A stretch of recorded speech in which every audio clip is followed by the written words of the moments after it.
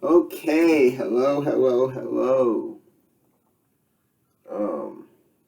Good afternoon, good evening. Yeah, it's cold, but so the homie over on YouTube, Chords,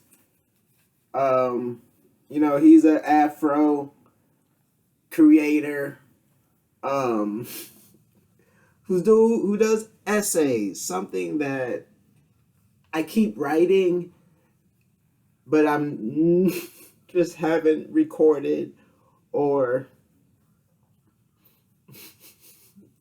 edited because I've got a few issues, but I'm at the point where I think I'm like, F it, and I need to just go back to school for an editing program and get the software and a working computer, or a computer that doesn't have a cracked screen.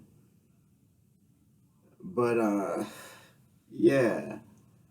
But he just released this essay called The Urkel Effect. And he makes a lot of points about some very interesting characters, about the expansion of the black nerd, the blurred archetype, and media after the Cosby Show. But there's a point that I want to just start from with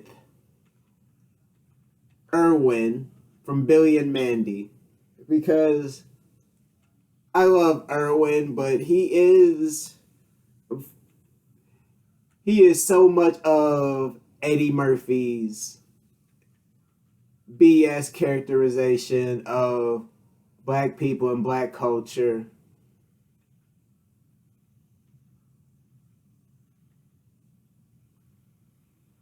And just the wrong ways.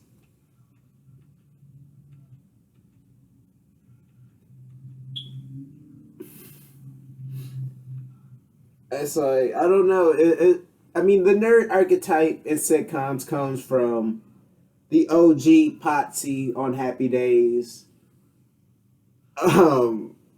Yeah. But we're gonna just resume this video from Irwin, from The Grim Adventures of Billy and Mandy. Yeah. From the essence of what made Urkel and his predecessors work. But make no mistake, Steve Urkel is the touchstone for many memorable nerdy characters today. Yes, he is. So I can even explain why Steve Urkel worked. Mm-hmm. Steve loved cheese, poker, played the accordion. Did he eat mice? He did. Yeah, he ate mice. But bottom line is weird. Everything about the kid. He was a weird black guy. Yeah, everything about him was white and weird. Yes. So it made him as a character easy to write for the writers. They were excited now. Like, they were hyped now. They were like, oh, finally. Blurs didn't exist in the mainstream. There was no Finally, we got something we can write for. Right. And then just... Yes, and that's where the blurred character comes from. Before they eat our skin, I'll make these monsters pay. That's what Hostile Gutto does. My name's Irwin, yo! What? I said my name's Irwin, not Urkel or Irving or Juanita! I was even your sidekick once on Billy and Mandy. Why don't you remember me, yo? My memory is not what it used to be. When I look at more modern examples of the black nerd archetype, there's so many to choose from. Taking a look at a character like Irwin from The Grim Adventures of Billy and Mandy, I see how that first iteration of the concept shaped how writers approach writing this type of character. They knew there was comedy in writing a cowardly lover boy who thought he was the coolest thing ever. My issue appears when the only supporting character that happens to be black is also used as a goofy parody of black culture. It's the racialization of a character that isn't written with any of the social context jokes to be relevant. We had the Nazi. There's just like a certain amorphous dead blackness Nazi ascribed duck to the character. following him around. Who kept farting. Someone please open a window and let this nastiness out. Dude! It's not me, yo! Yo, Billy, check it out! How's this for hip-hop, yo? Uh-oh, uh-oh, Hammer pants. Oh, I gotta figure that The login. CIA is on to us. Run, girls! You ain't getting jack on me, yo. No! Let him go. He seems to have forgotten this classroom is on the 3rd floor. At this point now, it's not even a defining character trait, and it's nowhere near as static. Craig of the Creek has multiple nerdy Craig black of the characters, Creek. and they're all nothing alike. Craig and Bernard are different types of That nerds, was and so actually are a Sparkle Cadet really and Ren. good And I really recent appreciate that Cartoon we've continued Network to see that blurb. kind of distinction. Here's an excerpt from the Fairly Odd Parents pitch Bible drafted up in 1990. Afro-American. AJ is an African-American kid who's the smartest youngster in school. Hoping to be the ruler of the universe someday, he's constantly studying, spotting facts, and absorbing information. There's nothing he doesn't know, except how to interact with others. Intellectually, you can't touch him. Socially, he's clueless. Are you seeing what I'm seeing? Yeah, dude, a girl who actually likes comic books. What's up with that? I don't know, but I'm gonna stare at her until she feels so awkward she has to talk to me. What? DJ, snap out of it. No! I've lost him! Pitch Bibles aren't law. They're put together in the infant stages of a show to serve as a point of reference to the actual production that is to follow. AJ was a black nerd from the Fairly Odd Parents, the Butch Hartman-led series that ran on Nickelodeon. AJ was originally one of Timmy's best friends and featured predominantly in the early seasons of Fairly Odd Parents. He's a rich, super genius with all types of inventions and a super cool secret lab hidden in his room. I figured for this one we'd start with the inception point of the character, because even though AJ is present in the very beginning of the series, by the time the series hits its groove, AJ and Chester lost a lot of their on-screen time and were relegated to just one-off appearances for jokes. A lot of the characteristics shown in any pitch Bible get changed around as the show is in production, and writers find a more suitable way of bringing that character into the main story. With AJ, before he and Chester were pretty much axed from the series, he seemed like a regular kid who happened to be very smart and liked to let everyone know. But every now and again, you get a line like that awkward clip I played earlier.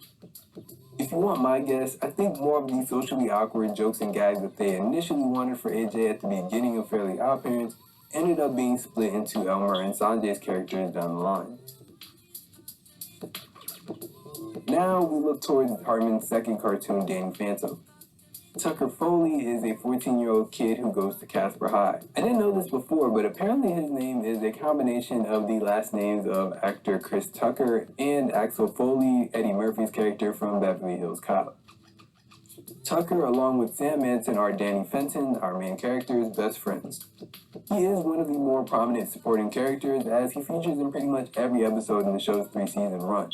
Tucker was Hartman's second try at creating this kind of character, a black kid who is in love with his gadgets, who is a bit socially disruptive and provides comic relief, and gets clowned for being the weird one. When looking at Tucker, it seems like they kept a lot of that social awkwardness as a core part of his character, but the execution was a little scary though. You can just walk into people and take over their bodies from the inside? Yeah, pretty much. Hey, Danny, if you could control a girl for just about 2 minutes. The actual inception point of this video came a few years ago when I watched Kiki's Danny Phantom retrospective, and they made a comment about Tucker and his general weirdness. They even played that clip I just played. After watching that video, I kind of wondered how that character would come to be, or just plainly how many black characters were on screen and even had this type of character and personality. Like, why would so many BIPOC characters be based around their social awkwardness, their ineffectualness towards women, and then finally their eccentric love of gadgets and gizmos? Exactly what did happen between you and Penny last Saturday night? Well, you know, as usual, the ladies were all over me, and I was just chilling, so nothing happened.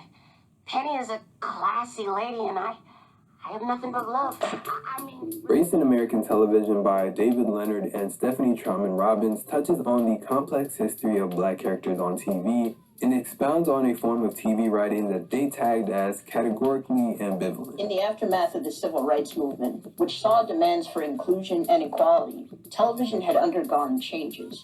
This more recent history of African Americans on television can be divided into 3 phases: assimilationist, pluralistic, and multiculturalist. The assimilationist perspective embraced a colorblind approach. racial categories and interracial problems are ignored, or at least inconsequential for the majority of TV episodes. If characters do deal with racism, for instance, the situation is portrayed with either a bitter African-American person who's been a victim of racism and gets over it by the end of the episode, or a white character who is ignorant of African-Americans and becomes informed by the end of the episode. Programs such as I Spy, Mission Impossible, and Designing Women fall under this perspective. The second framework is that of the pluralist, or separate but equal programs. These shows posit African Americans are just like white Americans with just a few often comedic differences. Several studies support this perspective, as the majority of African American characters on TV in the 1990s were members of the middle class. In addition, African American characters discussed issues also important to white characters, such as business and social concerns. They also tend to essentialize blackness, suggesting that all African Americans experience similar life situations. The third and final lens is multiculturalist, or one where the experiences of African Americans are not only made visible, but also presented in a way that captures the diversity, the humanity, and the intersectionality of the Black community. While I do like how neatly these categories are laid out, I do just want to point out that I don't think every show falls neatly into one or the other. Many shows like Family Matters or even The Good Times can toggle between the first and second category pretty seamlessly. And that doesn't necessarily speak to how well or poorly each individual storyline was written. I think at this point, it's also important to point out that prior to Family Matters and The Cosby Show, there were other Black characters that were pretty popular in the cable-watching zeitgeist. Fat Albert and the Cosby Kids was a cartoon that aired starting in 1972, created by, disgraced comedian Bill Cosby's life outside of his felonies was dedicated towards codifying the respectability politics and bootstrapisms of the eras that formed him. Before he was Dr. Cliff Huxtable, he was just a comedian, and he came up with the idea of Fat Albert, a clever but pretty common reaction lead in a world full of wacky and charismatic characters. And all of those characters definitely strayed away from the hyper-masculine and one-note depictions of Black cartoons before them, even though there weren't many.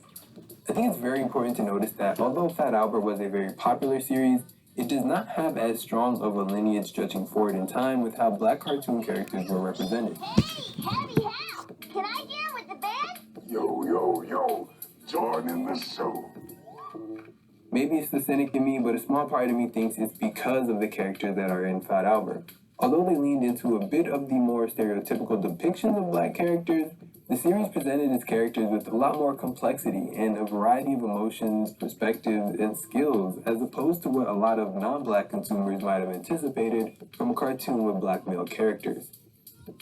Flat out, it just wasn't as relatable or easy to grab onto for other people, and in particular, for the other writers to then project onto their own projects. When you would get these shows, all the writing staff, they were all white. Mm-hmm. And then the cast was all Black. Norman Lear and his team were probably the best at mitigating the cultural differences between the writer's room, and the stage, and still coming up with magic. There's even an early episode, where Thelma Hopkins comes in the door after like a long day of work, and she's exhausted, and she's like, "Oy vey." And I look at that now, and that's so loud. I was like, they let that Black woman come through the door and just say, "Oy vey," like that was her exhaustion for the day. Right.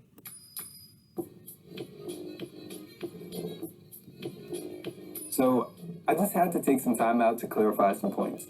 I'm not making this video to invalidate the experiences of anyone who might relate to or identify with the characterization of Urkel or any of these characters I'm about to mention. I actually think these characters did a lot for moving us towards a more culturally inclusive and accurate future. I'm also not making this video to say that writers are only allowed to write about their own ethno-cultural backgrounds. I just wanted to have a discussion about a trope that we all saw in popular media throughout the 2000s, and also assess areas where having a wider breadth of experiences or understanding could have helped create some more dynamic characters. So I went back and revisited some of the episodes that I remembered AJ having a more prominent role in.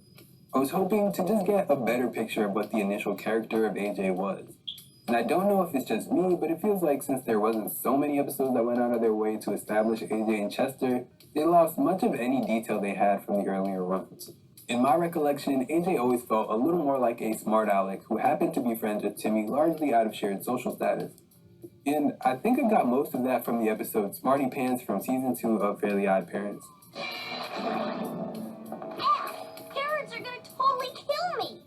Go AJ, go AJ, go AJ, go AJ, go AJ, go AJ, go AJ, go AJ, go AJ. The main focus of the episode centers around Timmy wishing to be smarter than AJ after AJ spends the whole day rubbing his test grades in Timmy's face. AJ's pretty ruthless in this episode, and it leads to a bunch of really funny jokes and situations. But after a few days of Timmy rubbing his increased intelligence in AJ's face, Timmy's offered to join AJ to compete on their school's Brandathon team against other schools. But since the fairy's magic cannot be used to cheat or win a competition, Timmy loses all of that information as soon as the game starts. And he's pretty much useless in that whole competition. Overall, I think Fairly Odd Parents had more of a hands-off approach to race and racial representation in the series. I can't remember in other instances if it was particularly bad representation or just in line with that cultural ambivalence that we spoke about earlier. But I do think that with this episode in mind, Fairly Odd Parents does a pretty good job at creating character drama that is both relatable and within the scope of what these two characters' perspectives and experiences might have been given other contexts. I'm sorry I was such a jerk to you. I sort of cheated to make myself seem smarter than I really am. Yeah, well, maybe you would have let me help you study if I hadn't been so busy gloating. But you deserve to gloat. Everybody's got something they're good at. You're good at studying, and I'm good at, playing video games. Did you see how much faster you were than me on that buzzer? But it doesn't matter. I can't win by cheating. I'm gonna disqualify myself. I'll be the brains, you be the reflexes. Deal? Deal. Whether I like it or not, I often find myself subconsciously docking points whenever a character's source of comedy or a drama is based on the character's inherent oddness, or in their circumventing established stereotypes. It's not all of the time, but there are only so many times you can actually make this work. But in Fairly Odd Parents, they don't seem to come across that too many times. AJ is just rich and he's just smart. He hasn't been working his whole life trying to make something of himself, and he also isn't this overtly weird and awkward kid. He's just AJ. Also, I found this, and it feels like this is the closest acknowledgement of race that I remember seeing from the OG Fairly Odd Parents. Aw, that's one sweet whip, yo. Hey, Chester, the cool is not for you. Yeah, what's the deal on him? Disappearing and stuff? Stop that. Yo, Rem Dog, what's the 411? Knock it off, uncoolio. You a wiggity whack, G. I asked nicely.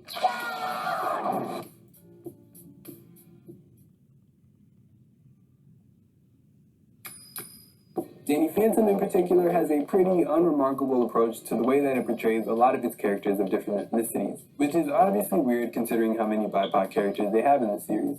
I think Danny Phantom as a whole has so much almost incidental world building that ended up making the show a lot more interesting than the show treated itself at times.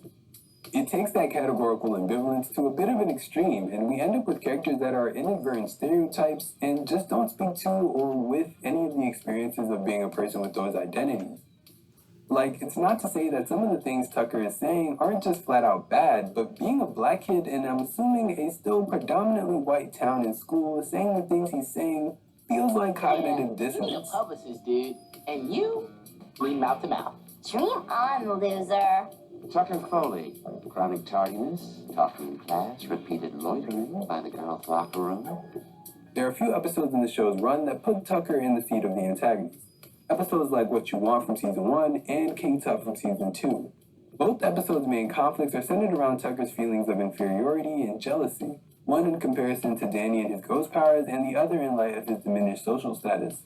King Tut stands out the most to me on a rewatch. The plot of the episode is basically about Tucker running for student body president and failing to be acknowledged by any of his peers. Danny and Sam help out as part of his campaign team, but as he tries to get them to adhere to the stances that he wants to take as a candidate, he ends up feeling frustrated and unheard. It's your new election campaign. You like it? No, that's not the slogan I told you I wanted. Do you want the jock vote or not? What I want is for you to listen to me. Can you do that? The episode pretty much escalates into Tucker receiving powers from an Egyptian ghost who has identified Tucker as the reincarnation of a past pharaoh. And Tucker, with his newfound ghost power, pretty much forces the entire student body into slave labor. On its face, this episode isn't a completely terrible episode. I just feel like with this type of disregard of racial dynamics, but implied acknowledgement of race, you just end up with an episode of television that leaves you scratching your head. Like, this doesn't feel right. The goofy black nerd character created an intersection for writers of other races to be able to write these characters. It gave them a route to pull from their lives and identities easier in a way that felt more relatable, but was still black presenting. Hey, editing chords here. I just wanted to point out a bit of a distinction. I think that there is a clear enough difference between Egyptian American representation in these cartoons versus what I think is actually happening here. Rather than this being an episode that is reflecting on and celebrating or just including Tucker's culture, I think this is more so speaking to that amorphous blackness that a lot of writers wrote from in the 2000s. They're more just seeding this idea that since there is a lack of clarity or visibility, especially at the time in the historical backgrounds of a lot of black American people, they kind of just posited that, you know, any black person can be the descendants of kings and pharaohs, even though that is probably geographically and historically inaccurate. So yeah, I just wanted to clear that up because I know some people are probably like, oh no, Tucker is probably part Egyptian, but it's like, I don't think any of that was actually in the series. And there wouldn't be a litany of other cartoons who did the same thing with their black characters if these writers were actually being that thoughtful. So yeah, back to the video.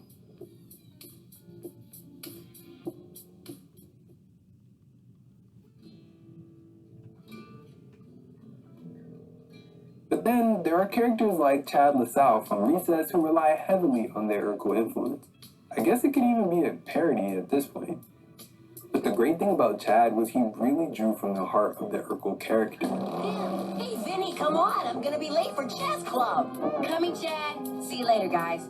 I gotta go. Chad LaSalle is Vince's older brother. He made his first appearance in the season 1 episode Big Brother Chad. If you don't remember Recess, Vince played the role of the hyper-competitive athletic friend. He's considered cool by any metric you can name. He has so much charisma, but I feel like the way that the show wrote him, at least from my memory, still, they let him be a kid without feeling like a caricature. You hear that? Vince's big brother Chad is coming by after school. Guess what I just heard? Chad is coming. He'll be here after school. Chad? I remember him from when I was in 1st grade. Oh, what a hunk. I remember once when I was a mere 4th grader. Chad actually spoke to me. It's almost like a verbal history how they're passing down tales of Chad's actions when he was in grade school. And luckily for everyone, Chad was on his way there. When Chad comes to pick up Vince from school, the whole class is dismayed to see that Chad isn't as cool as they remembered him to be. The episode kind of got me a little sad because Vince at first just sees his older brother. But all it takes is the less than positive comments from his friends to slowly chip away at his respect and admiration for Chad. Surely after he gets home, he's questioning everything and wondering when his own nerd transformation will begin. This nigga was fighting demons. The great thing about this show, and it's really reflective in this episode, is that they don't lean on the characteristics of the person that they're building. Chad is a nerd and a geek, but that doesn't make him unsociable. And that doesn't make him say off-putting and inappropriate things, and it also doesn't mean that he's insecure about his social status. Chad is in chess clubs and geek clubs, he's on message boards and chat rooms online with his friends.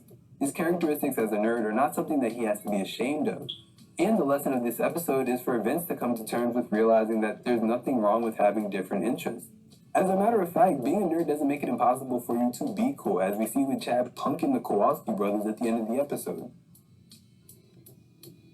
I think what makes Chad work and Recess's approach overall is that they weren't afraid to characterize Chad. It's not just about his juxtaposition in a normal society. It's not just about him being the converse of what you would expect from this kind of character. It's just Chad, an actual, real person. Chad, can we talk? Sure, what's on your mind? I really don't know how to say this, but I've just been noticing that, well, that you're a geek. Yeah, so? But you always did cool stuff, and you always knew everything, and you always, sorry, Vince, but I am what I am. And the fact is, I'm a geek. So, you've been giving my little brother a hard time, eh? Hey, look, I think this is just a big misunderstanding. Hey! Leave those kids alone. Save yourself, Chad. I can only hold him back so long. Pardon me, Si. Leave those kids alone. And if you don't, you can just forget about me helping you with your math homework anymore. Oh, cool. Hey, just because I'm a geek doesn't mean I'm not a cool geek. Come on, I'll give you a ride home in the old Chatmobile. Videos like these don't always land gracefully. When I started writing this script, I didn't necessarily come at this to completely refute and devalue the space for Black narrated characters. I also didn't want to necessarily say that there had to be a right and wrong way to display these types of characters, or even how to create a Black character. To be quite honest, this video started with just a question and wondering why that type of character was so prominent. And it was especially interesting for me when I could see how quickly a pop culture representation of a Black character would continue to have residual effects on the ways that Black characters are represented in media for decades. I know that there may be more to dig into on a granular level, but I do think that when you take the appropriate amount of steps back and even retrace your steps to see what and where these characters may be drawing their influence from, you start to see some pretty enlightening patterns. I think the biggest takeaway that I walk away from all this research with is that I'm really appreciative that we have more Black people writing Black characters. I'm not sure if I have much else than that, but if you really want to not only represent a demographic, but actually inspire and create a channel of relatability, the inception point for those characters should be from a point of understanding. So yeah, that's all I have to say for this one. If you feel like I missed anything, please feel free to leave a comment down below. And if you like the video, don't forget to like the video. And if you really rock with me, go and check out my last video on noir-inspired cartoons. I put just as much work into that one as I did with this one, and I'm sure you'll love it too. I'll catch you guys in the next one. Peace. Okay. That has been... Yeah.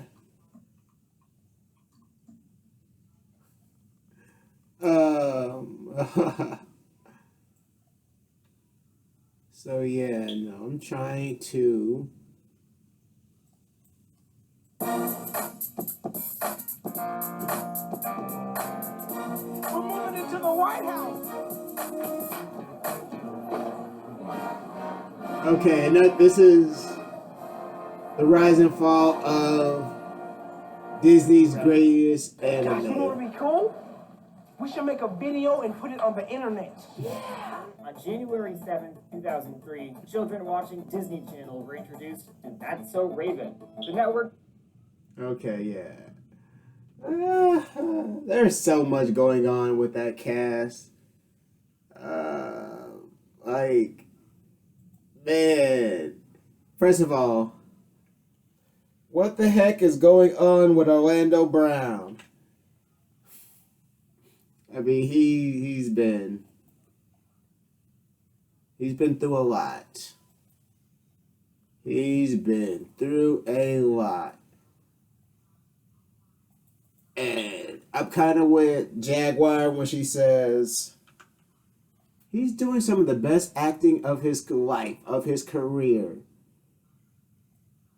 And I kind of don't doubt that, honestly. Like, there's a lot of crazy things going on around Diddy. And Orlando Brown, who, he was never a Black nerd character, but he was definitely the Black hip-hop character, surrounded by women.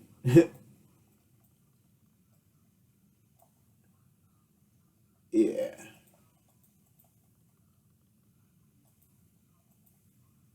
Like, let's move this.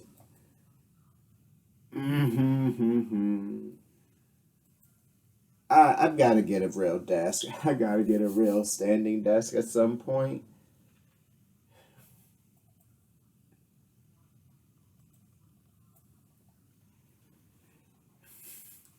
But yeah, I'm gonna wrap this video up and I'm gonna make this thumbnail. But thank you for watching. And I'll link the original video, like I always do. And thank you for watching, and thank you to Cord and his video essays. Yeah. But yeah. Thank you.